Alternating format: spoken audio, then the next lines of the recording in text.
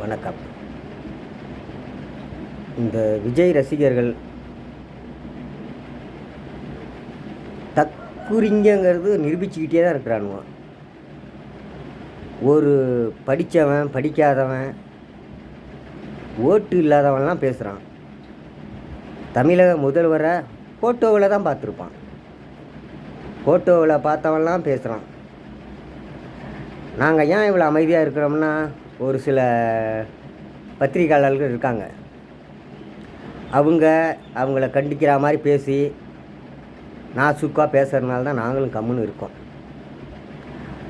இப்படி இல்லை, நாங்கள் பேச ஆரம்பித்தோம்னா அது வேறு மாதிரி ஆகிடும். இந்த தமிழக முதல்வர் எப்படியாவது இதெல்லாம் தடுத்து நிறுத்துறதுக்கு காவல்துறைக்கு கொஞ்சம் அதிகாரம் தரணும். அப்போ தான் நம்மளுக்கு கொஞ்சம் இதாக இருக்கும். இல்லாட்டினா நம்மளை ரொம்பவும் கோவப்படுத்துகிற மாதிரி பேசிகிட்டு இருக்கிறானுங்க.